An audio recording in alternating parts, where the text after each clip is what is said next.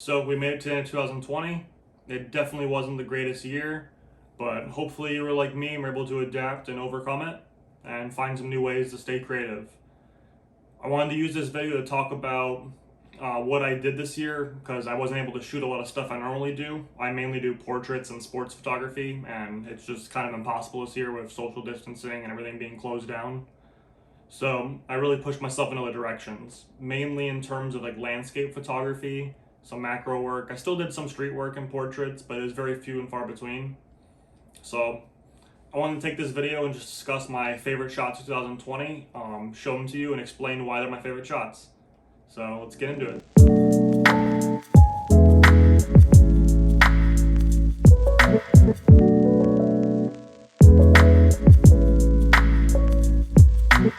So these first two photos I'm going to show you, they're nothing special, but they stuck out to me just because of when they were shot. They were taken in January of this year, which was just before everything went downhill. So let's get into them. This first photo, I was still deep into my street photography kick from last year, and I was walking around Detroit and there was this huge fundraiser going on. I'm not exactly sure what they were fundraising for, but I walked in just in time. This guy, they were having people jump in this pool, and however many seconds you stayed in the pool, they would donate money to whatever charity they're raising money for. It was also like the middle of January in Detroit, so it was very cold and people were very bold. I definitely would not be jumping into a pool in January. So I captured this photo here.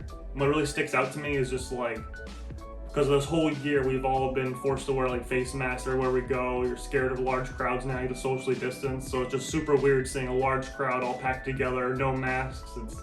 It's just kind of bizarre thinking about like this was from 2020 and just how much things have changed since then. This next photo was from the only sporting event I got to shoot for my school this year. It was just I think it was the very first and very last game for their hockey team for the year. And so it was, U of M versus Lawrence Tech. So it was just a quick little shot from the game.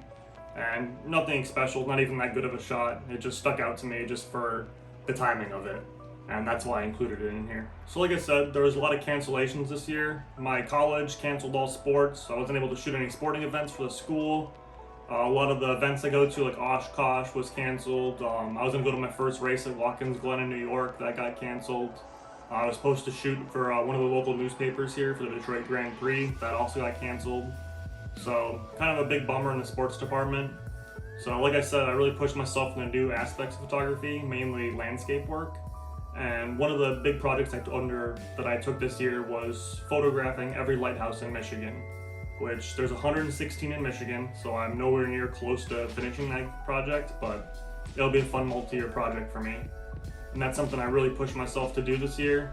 Especially since I've lived in Michigan now for 7 years and I have barely explored the state. I've never been to the UP before until this year. And so I really wanted to use that as an excuse to get around the state, really explore my state and see how beautiful it really is. And if you've never been to Michigan, you probably hear about Detroit and how gross it is. It really isn't. And the rest of the state also is just gorgeous for nature. Absolutely beautiful state. I can't believe all these things that are just in my state and in my own backyard that you can go and do. So I highly, highly recommend. If you've never been to Michigan, you have to come. But getting into it here, I'm going to show you some of my favorite lighthouse shots here. So we'll just go through and I'll talk about them, explain how I got there, what I was doing, and what I was using. So let's get into it. So the first lighthouse I went to was Tawa's Point, and I really liked this one a lot. I went in the middle of winter. It was the end of January still. And what sucked about it was at the time I drove a Kia Soul, and it's not very good in the snow. And getting to the park, the whole park was snowed over. Actually, the park on the side of the road outside the park, and actually just hiked my way in. And I had to hike probably, I don't know, half a mile if I had to guess to get to the lighthouse. And I wasn't wearing like the best clothes, but I'd driven 3 hours. I'm not going home. So I sucked it up and just did it. What was also fun about this one is I had recently gotten a Super 8 camera. So I was testing it out at this lighthouse as well too, which I can link that video down below too. You can check it out here. Another cool thing about the Tawa's Point Lighthouse, this photo here was shot on film. I brought my Nikon f2 with a 70 to 210 f4 lens, and I shot film Farina P30, which is an Italian cinema film that just got brought back into production. So it's a really cool film. I really liked it, so I was really, really happy with the results here. It's a really high contrasty film. As you can see, it just gives really cool results here. I like that one a lot. So this next one is Point Albarquez Lighthouse, which is also about roughly 3 hours from my house north. And I had to leave at 1:30 in the morning to get there in time for sunrise, and it was well worth it. Other than it was really cold, I was not prepared for that. I didn't think about that, but oh well. Really like the colors here. This was shot on my Pentax K1 Mark II with a 43mm 1.9. It was like a quick little 5-second exposure of the sun coming up. And I just really like the colors on this. It was definitely worth driving and getting all the way out there for it. So this next one is Crisp Point Lighthouse, which is in the UP. And this is actually the most isolated lighthouse in all of mainland Michigan. So to give you an idea, if you know Michigan at all, it's in between the upper and lower falls at Tawa Falls in the UP, and it's just like a weird little turnoff on the side of the road. And you have to go, I think it's 18 or 20 miles of this little dirt road through the woods. A basic car could not get back there. Luckily, I was with my parents, and my dad has this giant Dodge Ram, so we were able to get back there without a problem. But if I were driving back there myself, I don't think my car could make it. But I really like this lighthouse, just its location. The way it looks is really cool, and I had a lot of fun with this one. This one was shot on my Fuji X Pro 3 with a 23mm f2, and I used, I believe, a 12-stop ND filter, and just kind of had a cool effect. I really liked what I got out of this one. Alright, and last but not least, I don't want to drag on all these lighthouses I shot. I'll have a link down below to my blog where you can see all my pictures I took this year. Obviously, I'm not going to go over every single one of them in this video. It would be like an hour long. But so this last lighthouse is Little Sable Point Lighthouse, which is about 30 miles south of Ludington, and really cool little lighthouse. I would say it's probably my favorite one in all the Lower Peninsula, and I really wanted to try get the Milky Way of the lighthouse in this one. So it was one of the last few weeks of the year you could do it. So I went up there, I shot it with my Pentax K1 and a Bauer 24mm f1.4, and I believe I shot it at an 8-second exposure, and I really like this picture a lot. As you can see, I got a print of it even. This is probably my favorite photo I took this year. So I still pushed myself to do some street photography this year. Obviously it's very hard being that where I live, and with the stay-at-home orders, the social distancing, it was a little tricky. But I still got some shots I'm pretty proud of this year. This first one was on the ferry going to Mackinac Island. You see everybody with their masks, and it just kind of shows the new norm, I guess. It's not really anything exciting of a picture, but it's more of something to look back on and be like, okay, yeah, that was happening then. So that's why I chose that one. This next one here, it was kind of funny. We were doing a photo meetup with my friends, and we were joking about Henry Cartier-Bresson and just how focus isn't important and stuff. And I just happened to just whip out my camera and just shoot it real quick as this lady jumped over a puddle. And it was probably the perfect example of his work, that a failure doesn't be in focus to be good. And that's why I like this one a lot. These next few here were shot on my Rolleiflex 3.5 and just Tri-X film. What I like about these is they're all shot the same day. We're just walking around Detroit. I got this interesting character putting on all the safety equipment on the sidewalk. There's these guys here just sitting on the ledge of their apartment, I guess, on the second floor, just looking down on everybody, drinking beer. I thought that was pretty interesting. This guy here, he's super deep in thought. I thought that was pretty cool too. I don't know what he was doing, but he was just standing there in a trance.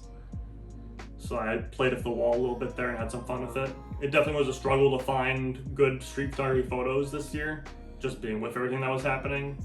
So I'm really happy I still pushed myself and was able to make some stuff happen. So I shoot a lot of motorsports, especially in the local grassroots drifting community. I do media for a lot of the organizations around here. Michigan had to cancel pretty much all their events this year. I think they only had 2 this whole year. But Ohio wasn't as strict about it, or didn't have as many rules, I guess. I don't really know. But so I went to Ohio for a few events. Obviously being the media pit, you're socially distanced, so it was safe. Wasn't really anything to worry about in that regard. So these first few pictures were shot on my X Pro 3. And I really wanted to try and do something different from everybody else. Most people there shoot a little bit wider, get a more environmental shots of the background blur and stuff. And I was like, I'm gonna try and take more. I try and stand out whenever I can. So I was like, let me try and take more portraits of the cars. So I did much tighter shots and much tighter pans. And I guess that's more of a technical thing I was trying to do, to just try and be different. and people seem to really like these photos, and I was pretty happy with them. It's not something I would shoot the entire event doing, but I would definitely continue to do shots like this again. I also tried shooting in portrait orientation, you can see here, and that was pretty fun too, panning, just something a little different to throw in there that people don't normally see all the time. These last couple photos here are shot in my Pentax K1, which is definitely not a sports camera. It's only like 4 frames or 5 frames per second.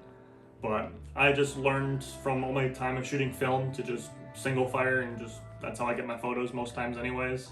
So it's not a huge deal, but definitely not a sports camera. But I was really happy with these results I got.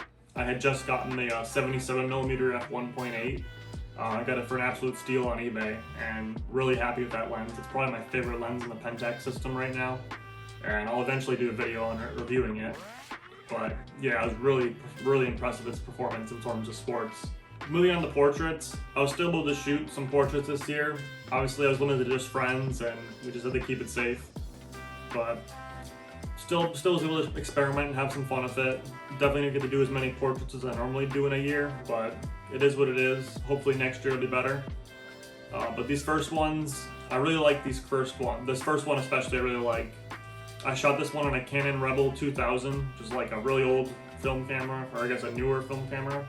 I guess however you want to look at it. It's probably from like the late 90s, early 2000s. Not exactly sure, but it was like a lower end film camera. And I shot it with a Canon 51.8 and Kodak XX film. Like most hipsters, I had just seen the Lighthouse and really liked the look of that film, and I was like, let's buy a roll and see what it looks like. And I was really happy with the look on this one.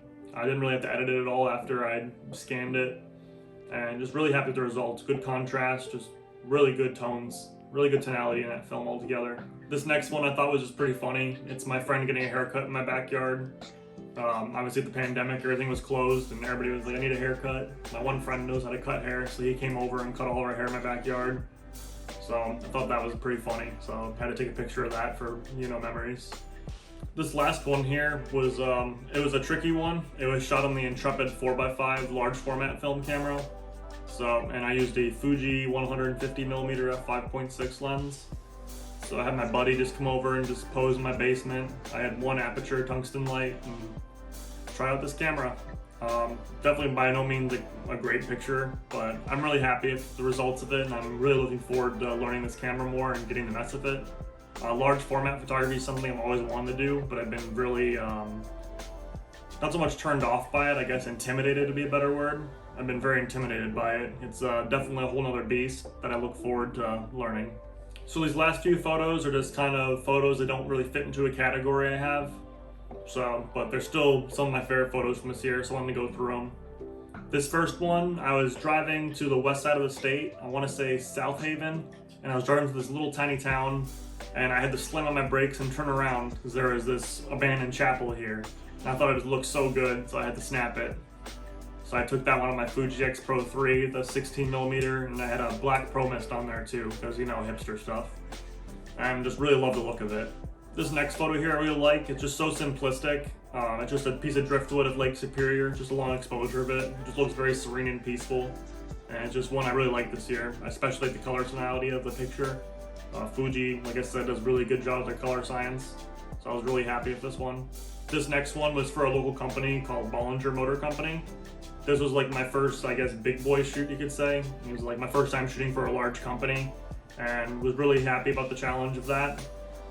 They wanted everything in black and white. That's kind of like their whole spiel. So all the photos I did for them they're black and white, but I also shot some stuff on film that I threw in too just for fun. And so this one was shot in my Rolleiflex 3.5 on Fuji Pro 400H film. I really like this film, especially I meter it for 100 and develop it in normal, which gives it like that really nice muted tones that I really like. Seems to be really popular now on the internet too. But yeah, I'm really proud of this photo. I think everything just came out perfect in it. This next one here was just me having fun. I shot this for Star Wars Day on May 4th. Growing up, my two favorite movies were always Jurassic Park and Star Wars, and that still holds true today, to be honest. So I have the Stormtrooper here posed up by the tree and the T-Rex coming around the corner at him. And I just thought it was a fun little thing to do. And if that ever was a crossover, I would pay literally any amount of money to see that. This next photo is of a towboat in Marquette, and I was really dumb. This towboat was sitting behind a fence in like this little plot in the port, and there was a big hole under the fence, and I was like, I'll be 2 minutes, what's gonna happen? I crawl under the fence, take a photo, and the next thing I know, I'm meeting the Marquette Police Department. So don't do that. But I really like this photo, even just because of the story. It's kind of funny, but I think the photo itself is really good as well too. I shot a little bit overexposed to kind of work at the pro mist a little bit, and I don't know, I'm really happy with it. I think it's a really cool photo. These next couple photos here were fun to do. I was hanging out with my friend Julian, who lives in Detroit. He's now in the Navy, so this is one of the last few times we hung out before he left for the Navy. And he was kind of showing me around all these cool little abandoned cars. We both like cars. He does a lot of racing stuff too. And so he was showing me all of his favorite cars that are abandoned in Detroit. So these are fun to do, cool little hangs, and definitely a lot of really cool stuff just left hanging around in Detroit. And this last one here, if you're from Detroit area here, you definitely know about this. This has turned into an incredibly cliche photo spot, unfortunately. But I think the story behind it's pretty cool. Just how there's a plane, a random plane just abandoned in the streets of Detroit. I think that's pretty neat. And I actually wrote a little project on it for school, which you can see in my blog. I'll link down below. I looked up the tail number and stuff and found out the guy lives in like St. Clair Shores, and the plane was flying not even a year ago. So it just makes you wonder, like, was this an insurance scam? Like, what's the deal here? So, but I thought it was pretty neat, so I definitely had to include that in my favorites of the year. So all in all, 2020 really pushed me outside of my comfort zone. I did a lot of stuff I definitely would never have done before, but I'm really glad that I did. I ended up finding a whole different style of photography that I really enjoy, being landscape. And I definitely look forward to doing more landscape work in the future. I hope you guys were able to find something creative that was outside of your comfort zone to do this year too. And let's all hope that next year is better for us all. So thank you for watching. If you like what you see, you can always subscribe. I'm definitely gonna be doing more videos coming up soon. If you like the photos you saw, a lot of them are actually for sale at my website, which I'll link down below. If you want to support me, that'd be absolutely awesome. And if not, no worries. We'll see you next time.